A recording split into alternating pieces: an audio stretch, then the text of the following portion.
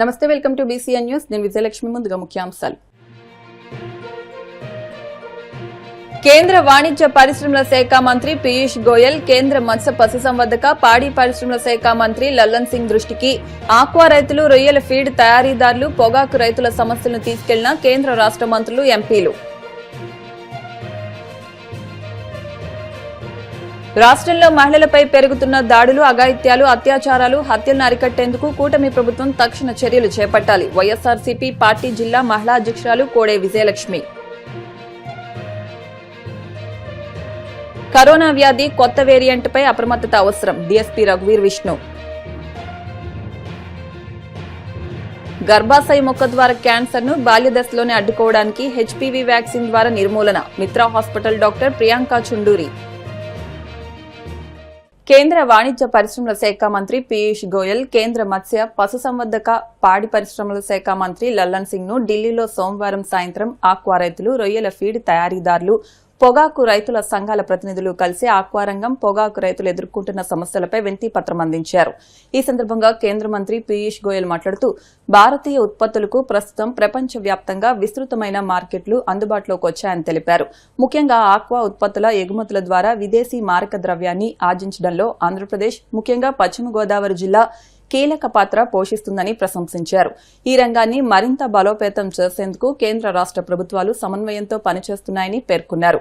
అనంతరం ఆక్వా, రొయ్యల ఫీడ్ తయారీదారుల సంఘాల ప్రతినిధులు, పొగాకు రైతులు తమ సమస్యలను వివరించారు. ఆక్వా, పొగాకు రంగాలు లక్షలాది మంది రైతులు, కార్మికుల జీవనాధారమని, ఈ రెండు రంగాలకు సంబంధించిన సమస్యలను అత్యంత ప్రాధాన్యంతో పరిశీలించి సత్వర పరిష్కారానికి చర్యలు తీసుకుంటామని కేంద్ర మంత్రి పీయూష్ గోయల్ హామీ ఇచ్చారు. ఈ కార్యక్రమంలో కేంద్ర పౌర విమానయాన శాఖ మంత్రి రామ్మోహన్ నాయుడు, కేంద్ర ఉక్కు, భారీ పరిశ్రమల శాఖ సహాయ మంత్రి భూపతిరాజు శ్రీనివాస్ వర్మ, ఆంధ్రప్రదేశ్ రాష్ట్ర మంత్రులు Kinjarapu Atchannaidu, Gottipati Ravikumar, AP deputy speaker Raghuram Krishnamraju, ఎంపీలు దగ్గుబాటి పురంధేశ్వరి, పాకా వెంకట సత్యనారాయణ, బీద మస్తాన్రావు తదితరులు పాల్గొన్నారు.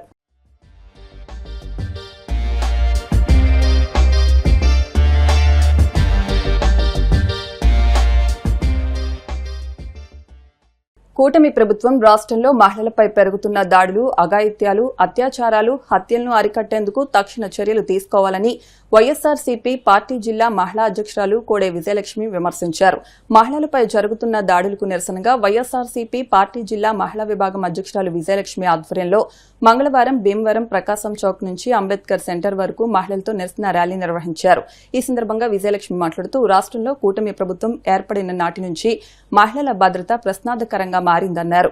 మహిళలు ఇంటి నుంచి బయటకు వెళ్లాలంటేనే భయపడాల్సిన పరిస్థితులు నెలకొన్నాయని, మహిళలపై దాడులు, లైంగిక వేధింపులు, అత్యాచారాలు, హత్యలు ఆందోళనకర స్థాయిలో పెరుగుతున్నప్పటికీ వాటిని నిరోధించడంలో ప్రభుత్వం ఏమాత్రం శ్రద్ధ చూపడం లేదని విమర్శించారు.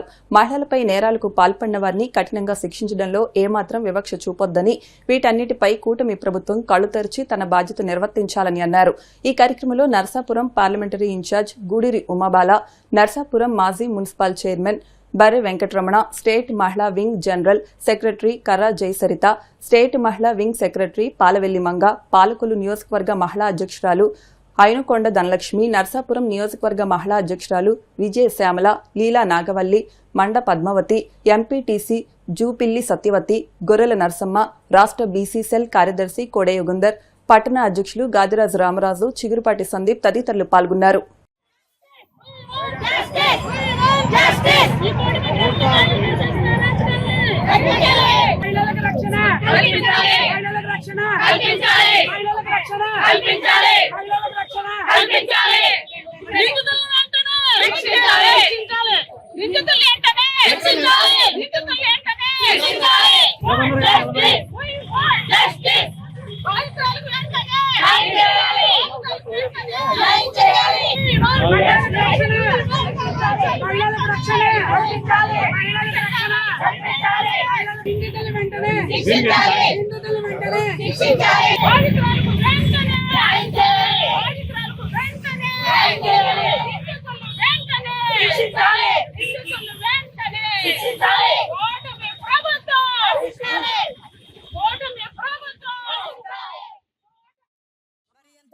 భారీ ఎత్తున మహిళలకి ధర్నా చేయడానికి వచ్చిందంటే గుంటూరులో జరిగిన కృష్ణబాబు కాలనీలో ఓ మహిళలకి ఎంత దారుణమైన సంఘటన జరిగిందంటే చాలా దారుణమైనది. అన్ని చోట్ల ఎన్నో రకాలుగా దారుణాలు జరుగుతున్నాయి. ఒక బోరింగ్ తవ్వుతున్నప్పుడు ఒక లంచం కూటమి ప్రభుత్వానికి లంచం ఇవ్వలేదని చెప్పి మహిళల్ని ఎంత దారుణంగా విమర్శించారంటే నిజంగా మరి కూటమి ప్రభుత్వం ఏం చేస్తుంది అన్నది మాకు అర్థం కావట్లా. ఆ మహిళలకి ఆడవాళ్ళు అడ్డు వెళ్తే వాళ్ళు కూడా బట్టలు చింపి ఆవిడ మహిళ టాయిలెట్ వేసిన టైంలో కూడా ఆవిడ్ని బలవంతంగా లాగి చించి ఎంతో దారుణంగా శిక్షించడం జరిగింది. ఆవిడ కంప్లైంట్ ఇస్తా పోలీస్ స్టేషన్ కి వెళ్తే పోలీస్ స్టేషన్ లో అమ్మా నువ్వు డాక్టర్ దగ్గరికి వెళ్ళి లెటర్ తీసుకుని రమ్మా అంటే లెటర్ తీసుకుని వెళ్ళిన తర్వాత కూడా ఏమి చేయకోకుండా ఆ మహిళల్ని అలా వదిలేశారు. ఆ ఊరి ఎమ్మెల్యే గారి దగ్గరికి వెళ్తే కూడా ఆ ఎమ్మెల్యే గారు కూడా ఏమి ఒక లేడీ అయి ఉండి కూడా ఆ లేడీకి సపోర్ట్ చేయకోకుండా మా లేడీని 3 రోజుల నుంచి 4 రోజుల నుంచి ఆవిడని ఇబ్బంది పెట్టడం రకరకాలుగా జరుగుతుంది. సెల్లోని గట్ట చూసి యూట్యూబ్ లో గట్ట చూసి వైఎస్ఆర్ ప్రభుత్వం జగన్మోహన్ రెడ్డి చెప్పడంలో మేమందరం మహిళలు వరుడి కళ్యాణి గారు గాని అనురాధ మేడం గారు గాని వారి ఇంటికి వెళ్లి వాళ్ళ సలహాలు సూచనలు వాళ్ళ ఏం జరిగింది ఏం అన్యాయం జరిగిందని వాళ్ళని అడిగి తెలుసుకుని వాళ్ళకి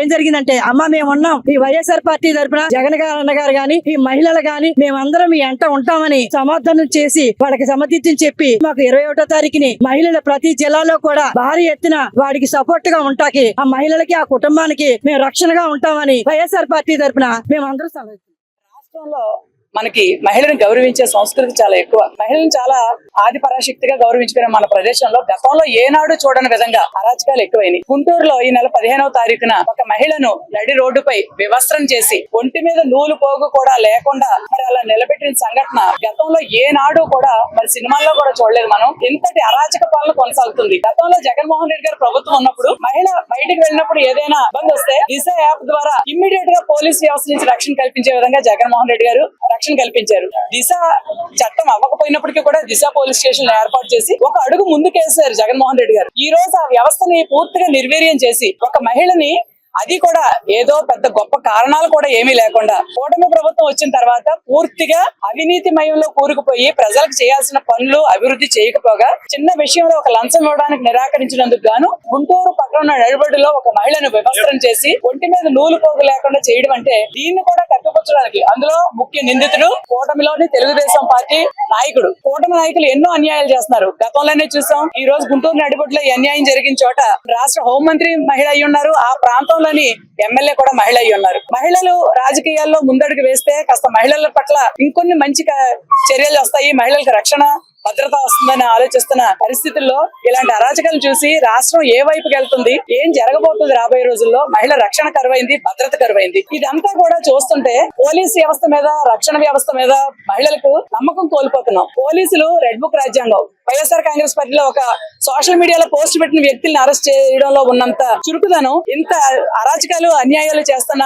వ్యక్తుల్ని ఎందుకు పార్టీలకి అడ్డు పెట్టుకుని కొమ్ము కాస్తున్నారు? మీరు రక్షణ వ్యవస్థ కల్పించవలసిన పోలీస్ వ్యవస్థ ఈ రెడ్ బుక్ రాజ్యాంగాన్ని ఇలాంటి ఇట్లో చిక్కుకుపోయి ఇలాంటి అమానవీయ సిగ్గుపడాల్సిన సంఘటనలు జరుగుతున్నప్పుడు కూడా చర్యలు తీసుకోకపోవడం మేము తీవ్రంగా ఖండిస్తున్నాం. వైఎస్ఆర్ కాంగ్రెస్ పార్టీ తరఫున పవన్ కళ్యాణ్ గారు మహిళలు తరలించబడుతున్నారు అని ఎన్నో మాటలు ఆయన అధికారంలోకి రాకముందు చెప్పారు. ఈ రోజు మహిళలపై జరుగుతున్న అన్యాయాలకి పవన్ కళ్యాణ్ గారిని కూడా స్పందించాల్సిందిగా కోరుతున్నాం. చంద్రబాబు నాయుడు గారు మాట్లాడితే ఏం చెప్పారంటే సిఐ వెంటనే స్పందించలేదు, కేసు కట్టలేదు, అందుకని మేము ఆయన ట్రాన్స్ఫర్ చేస్తాను. ట్రాన్స్ఫర్ చేస్తే ఏం చేస్తారు? మళ్ళీ అదే వేరే ప్రాంతాల్లో కూడా మరి ఇదే రకంగా చేస్తారు తప్పించి మనుషుల్ని ఇంకొకసారి ఇలాంటి తప్పు చేయాలంటే భయపడే విధంగా తక్షణం చర్యలు తీసుకోవాలని కూటమి ప్రభుత్వాన్ని మేము హెచ్చరిస్తూ మహిళా రక్షణ పైన మీరు పూర్తిగా సమగ్ర దృష్టిని పెట్టి మహిళా రక్షణ కల్పించాలని, మహిళలకు భద్రత కల్పించి గౌరవంగా మహిళలు తిరిగే విధంగా తక్షణం చర్యలు తీసుకోవాలని చెప్పి వైఎస్ఆర్ కాంగ్రెస్ పార్టీ మహిళా విభాగం తరపున మేమంతా కూడా డిమాండ్ చేస్తాం.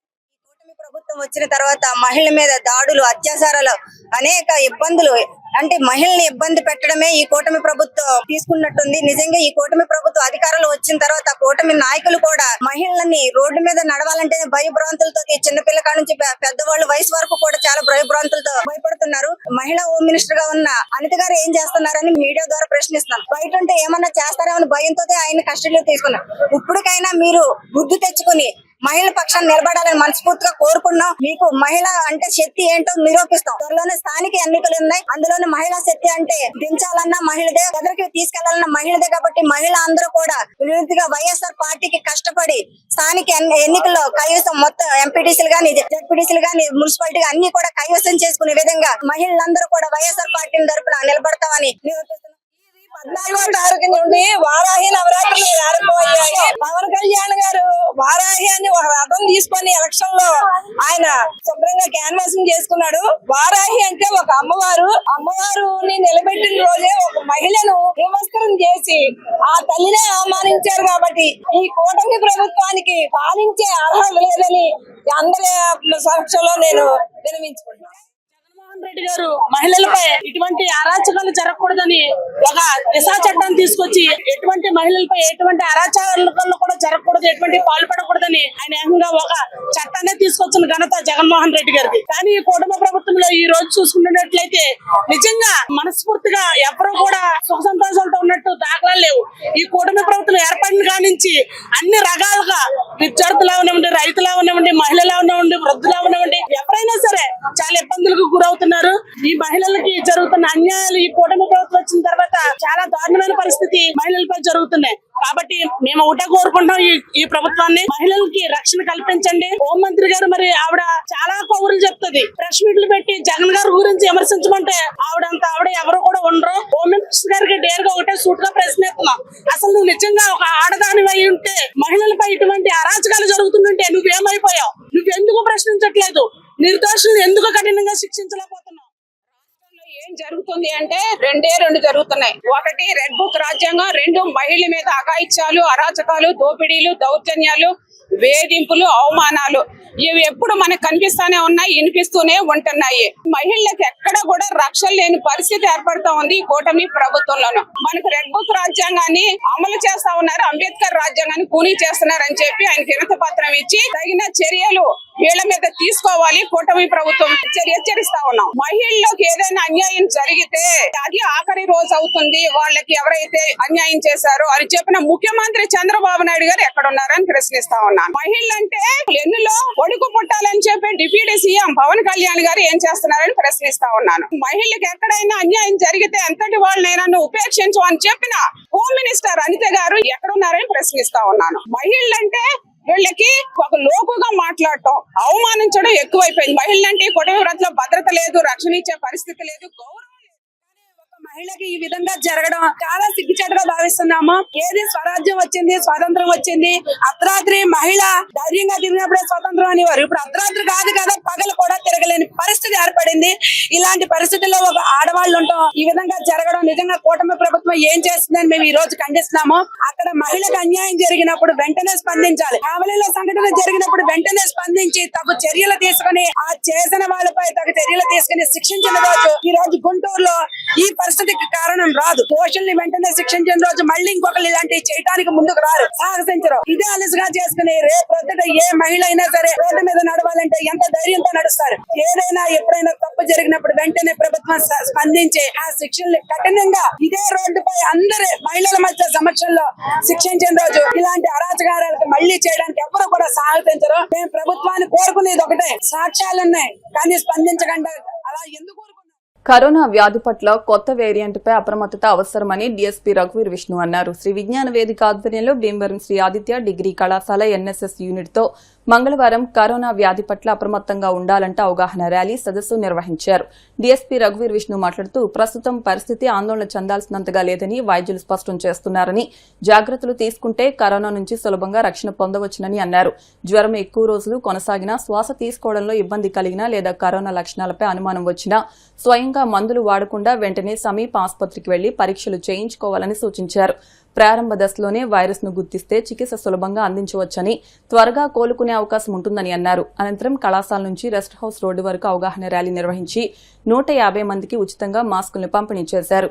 ఈ కార్యక్రమంలో నిర్వాహకులు చెరుకోడ రంగసాయి, అల్లు శ్రీనివాస్, వడుపు గోపి, ఎన్ఎస్ఎస్ యూనిట్ విద్యార్థులు పాల్గొన్నారు. ప్రజలందరూ కూడా మళ్ళీ కరోనా దాని సిమ్టమ్స్ గానీ, తర్వాత చుట్టుపక్కల ప్రాంతాల్లో కరోనా కేసెస్ కొన్ని రిపోర్ట్ అయినట్టుగా మనకు అనంతపురం జిల్లా, కడప జిల్లా కేసెస్ రిపోర్ట్ అయినట్టుగా మనకు తెలుస్తుంది, వార్తలు వస్తున్నాయి. అది కాకుండా దానికన్నా ముందుగానే జన విజ్ఞాన వేదిక వాళ్ళు, రంగసాయి గారు, తర్వాత ఎన్ఎస్ఎస్ స్టూడెంట్స్ ఆధ్వర్యంలో ఆదిత్య కాలేజ్ పిల్లలందరితోటి ప్రజల్లో వీళ్ళకి అవగాహన కల్పించాలి, ఖచ్చితంగా మళ్ళీ మాస్క్ ధరించాలి అనే ఉద్దేశంతో అందరినీ ఒక తాటి మీద తీసుకొచ్చి మళ్ళీ ఒకసారి ఊర్లో ఒక మూమెంట్ లాగా రంగసాయి గారు, మన అల్లు శ్రీనివాస్ గారు, ఎన్ఎస్ఎస్ విద్యార్థులు అందరూ కూడా ప్రజల కోసం ఈ ర్యాలీ నిర్వహిస్తున్నారు. తప్పకుండా ప్రతి ఒక్కరూ మాస్క్ ను ధరించి కరోనా అన్నది భీమవరంలో రాకుండా చేయాలని చెప్పేసి అందరికీ ఒకసారి ప్రజలంతా అప్రమత్తంగా ఉండాలి. మళ్ళీ కరోనా వ్యాధి విజృంభిస్తోంది. అనేక చోట్ల అప్పుడే ప్రారంభించని చెప్తున్నారు. మరి ఎటువంటి పరిస్థితుల్లోనూ కూడా మరొకసారి వచ్చిందంటే చాలా ప్రమాదకర పరిస్థితుల్లో ఉంటాం మనం. మరి లాస్ట్ టైం జరిగినప్పుడు ప్రపంచమంతా కూడా అతలాకుతలం అయిపోయింది. వాళ్ళ పరిస్థితులు అలా రాకుండా మనం చేసుకోవాలంటే మనం ఎప్పటి నుంచి కూడా జాగ్రత్తగా ఉండాలని, ముఖ్యంగా మాస్కులు కంపల్సరీ వాడాలని, కాచిన నీరు తాగాలని, డాక్టర్లు చెప్పే విషయాలన్నీ కూడా మనం పాటించాలి.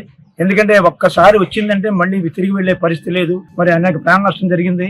అనేక మంది అభాగ్యులు నష్టపోయారు. ఇంకా తేలుకోలేని పరిస్థితి మన దేశంలోనూ ప్రపంచంలోనూ ఏర్పడింది. మరి మనం అంతా కూడా ప్రచారం చేయాలి. శ్రీ ఆదిత్య డిగ్రీ కళాశాల విద్యార్థులు NSS తోటి వాళ్ళ డిఎస్పీ గారి సమక్షంలో ఈ ర్యాలీని ప్రారంభించి ప్రజలు అప్రమత్తం చేయాలని చెప్పేసి మాస్కుల పంపిణీ కూడా కార్యక్రమం చేస్తున్నాం. ప్రతిరోజు ఈ కార్యక్రమాన్ని మేము ప్రతి చోట నిర్వహించాలని కార్యక్రమం నిర్వహించాం. ఈ విజ్ఞాన వేదిక ఆధ్వర్యంలో ఈ కార్యక్రమాన్ని ప్రతి చోట నిర్వహించి ప్రజల్లో అప్రమత్తం తేవాలని చెప్పి ఈ సోషల్ అవేర్నెస్ కార్యక్రమంలో అందరూ భాగస్వాములు కావాలని మేము కోరుకుంటున్నాం.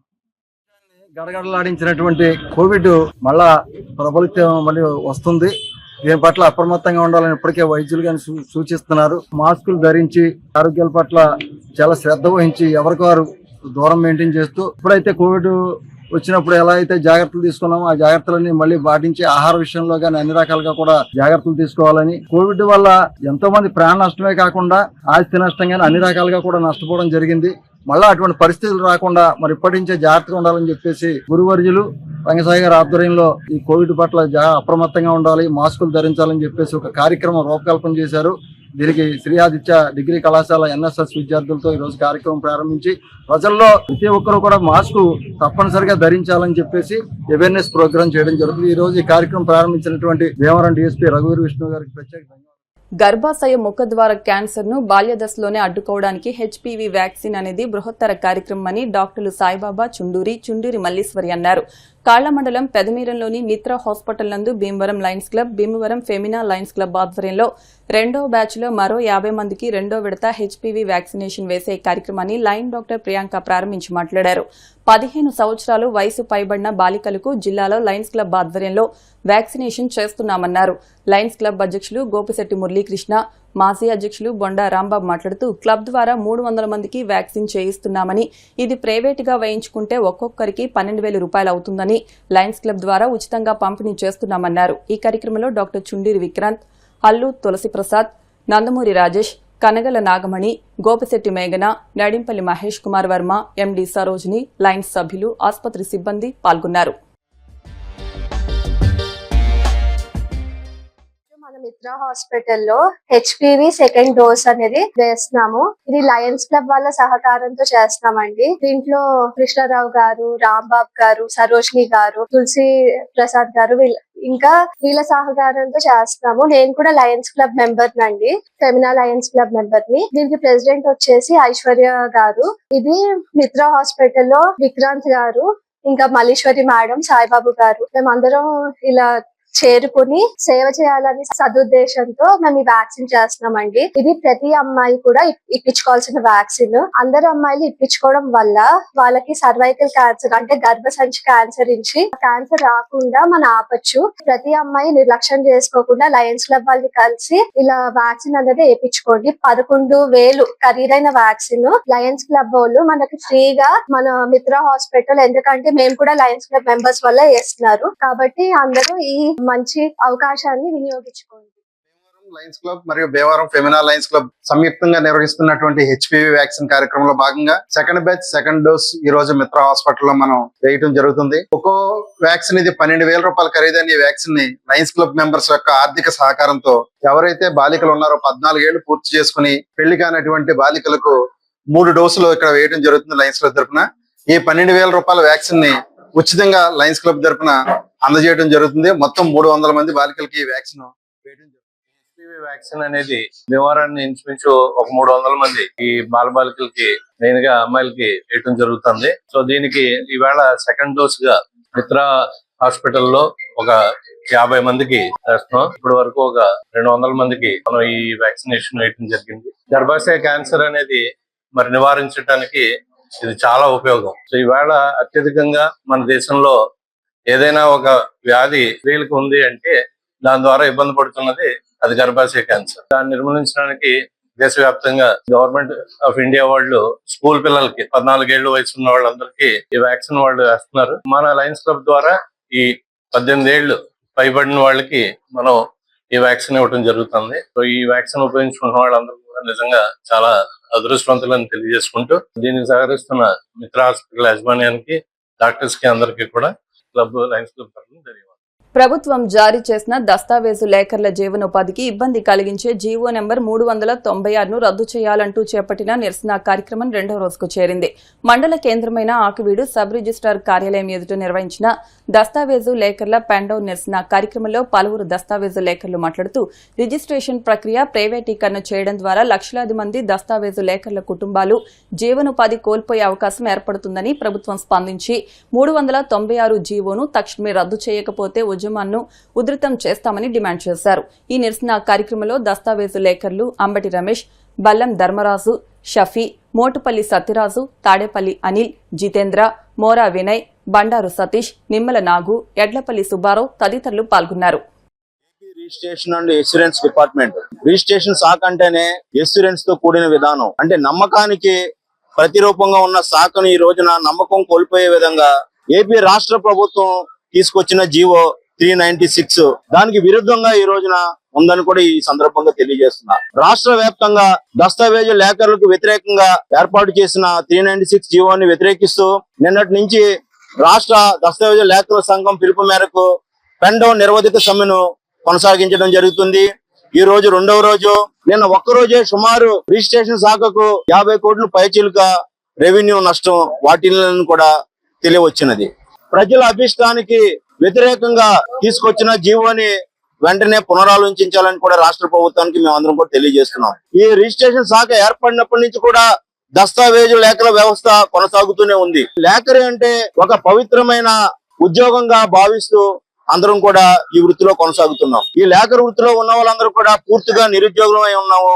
అలాగని చదువు సంధ్య లేని వాళ్ళు మాత్రమే కాదు, అందరం కూడా post graduations, intermediate, LLB, advocates కింద చేస్తూ ఈ లేఖరి వృత్తిని కొనసాగిస్తున్నారు.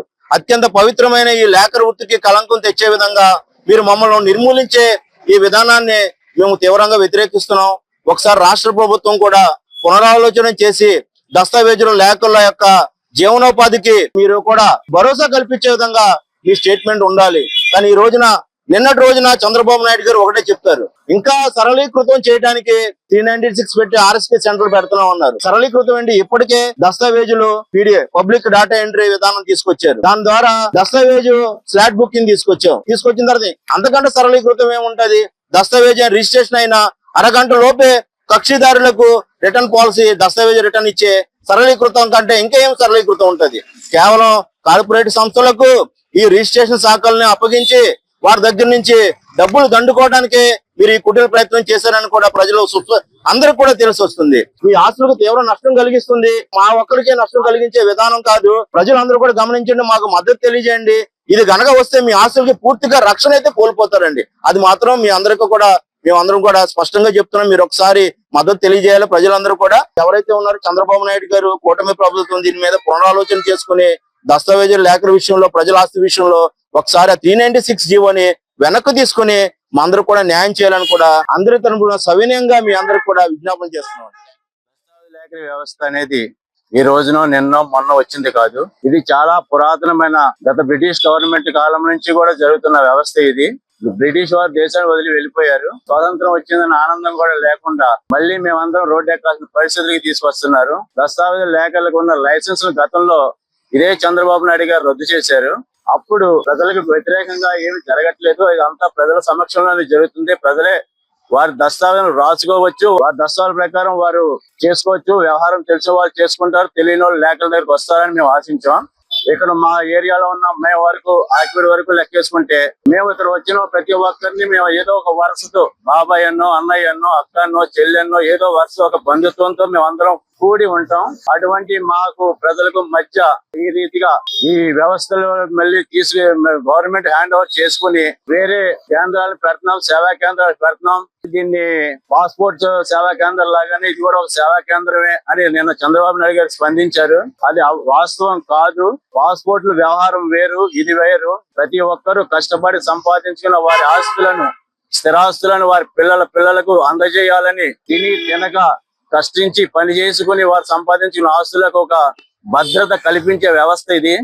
అటువంటి వ్యవస్థలో మేము గవర్నమెంట్ వారి నుంచి ఏమీ ఆశించకుండా మేము మా కష్టార్జితంతో మా సమయాన్ని కేటాయిస్తూ మేము గవర్నమెంట్ వారికి ప్రజలకు మధ్య అనుసంధానకర్తలుగా ఉంటూ ప్రతి ఒక్కరికి మేలు చేస్తూ మేము గవర్నమెంట్ కి ఇన్కమ్ ని సృష్టిస్తున్నాం. మేము కూడా ట్రేడ్ లైసెన్స్ కడుతున్నాం మున్సిపాలిటీ వారికి. అన్ని చేస్తూ కూడా మేము గవర్నమెంట్ కి ఇన్కమ్ ఇస్తున్నాం. మా వలన గవర్నమెంట్ వారికి ఎటువంటి నష్టము, ఎటువంటి ఇబ్బంది ఈ రోజు వరకు కూడా కలగలేదు. అయినా సరే ప్రభుత్వం వారు మా మీద ఎందుకో కక్ష కట్టారు. మంచి పద్ధతి కాదు. ఆంధ్రప్రదేశ్ ప్రభుత్వం దస్తావేజు లేఖల జీవనోపాధికి వ్యతిరేకంగా తీసుకొచ్చిన 396 జీవోని రద్దు చేసే వరకు కూడా ఈ ఆక్వీడు లేఖర్లు అందరూ కూడా పెన్ డౌన్ కార్యక్రమాన్ని కొనసాగిస్తారు. ప్రభుత్వం వారిని మా లేఖర్లందరి తరఫున మేము కోరుకునేది ఏంటంటే ప్రత్యక్షంగా 4 లక్షల మంది, అలాగే పరోక్షంగా మా కుటుంబాలతో 12 లక్షల మంది ఈ రాష్ట్రంలో మేము ఇదే జీవనోపాధి మీద జీవనం కొనసాగిస్తున్నాం కనుక మా జీవనోపాధికి ఎటువంటి ఆటంకం లేకుండా ప్రభుత్వం తీసుకున్న నిర్ణయాన్ని పునరాలోచించి తిరిగి మా యొక్క జీవనోపాధిని మీరు కొనసాగించే విధంగా నిర్ణయం తీసుకుంటారని ఆశిస్తున్నాం. ఈ కార్యక్రమం చేపట్టిన తర్వాత గవర్నమెంట్ వారు శ్రీ గౌరవనీయులు నారా చంద్రబాబు నాయుడు గారు దీని మీద స్పందించి లేఖలకి ఎటువంటి ఇబ్బంది ఉండదు, వాళ్ళ జీవనోపాధికి ఎటువంటి ఇబ్బంది లేదు, ఇది ఓన్లీ ఫ్రంట్ ఆఫీసులు మాత్రమే, పాస్పోర్ట్ తరహా సేవా కేంద్రాలు మాత్రమే అని ఆయన భరోసా ఇవ్వడం జరిగింది. చంద్రబాబు నాయుడు గారు స్పష్టంగా చెప్పలేదు. అలా అని చెప్పి జీవోని రద్దు చేయట్లేదు, అలా అని చెప్పేసి దీన్ని వెనక్కి తీసుకుంటున్నట్టుగా చెప్పలేదు. ప్రైవేటీకరణ అనేది జరగదు అని అంటున్నారు. కానీ పాస్పోర్ట్ తరహా సేవా కేంద్రం అంటున్నారు. అందులో ఎవరు వర్క్ చేస్తారు, ఎంతవరకు వర్క్ చేస్తారు, వాళ్ళ సేవలు మా సేవలు ఏంటి, దస్తావేజు లేఖల సేవలు, ఈ రెండింటిని కూడా క్షుణ్ణంగా పరిశీలించాలి. ఆయన దీని గురించి క్షుణ్ణంగా జనాలకు తెలియజేయాలి, మా అందరికీ కూడా. అది మేము కోరుకుంటున్నాం. స్పందించిన తీరు ఎలా ఉందంటే ఇది ఎడం చేయి కాదు పొర చేయి మాత్రమే అన్నట్టుగా ఉంది. ప్రైవేటీకరణ చేయడం లేదు అంటున్నారు. ఫ్రంట్ ఆఫీస్ బ్యాక్ ఆఫీస్ అంటే ఫ్రంట్ ఆఫీస్ ఎవరికి ఇస్తున్నారో ఆయన చెప్పానండి. ఫ్రంట్ ఆఫీస్ లో కార్పొరేట్ శక్తులకి దాదాపు చేయడం లేదా? వాడు ఇక్కడ సబ్ రిజిస్టర్ ఆఫీస్ ఇక్కడ ఉంటే 4 మైళ్ళ దూరంలో వాడు ఆఫీస్ పెట్టుకుంటే అక్కడికి వెళ్ళి ఈ ప్రజలందరూ కూడా కక్షిదారులు అక్కడికి వెళ్ళి పని చేయించుకొచ్చి ఇక్కడికి వచ్చే లోపల మొత్తం అలసిపోతారు. సింగిల్ విండో సిస్టమ్ అంటే అదే నా తాత్పర్యం. ఆ సింగిల్ విండో సిస్టమ్ లో ఎక్స్పీరియన్స్డ్ క్యాండిడేట్స్, డాక్యుమెంట్ రైటర్స్ పనికిరారా? ఎక్స్పీరియన్స్ దీనికి అవసరం లేదా? కంప్యూటర్ వ్యవస్థలో ఎక్స్పీరియన్స్ తీసి పక్కన పెట్టారా?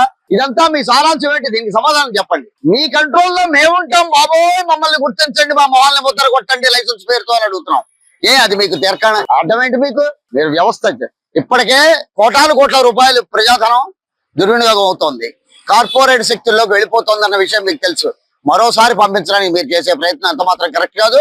ఈ ప్రయత్నం మీరు ఖండించినంత సేపు, ఈ జీవో నంబర్ 396 మీరు రద్దు చేయనంత సేపు ఈ ఉద్యమం కొనసాగుతూనే ఉంటుంది. ఇప్పుడు కాసేపు ప్రకటనలు.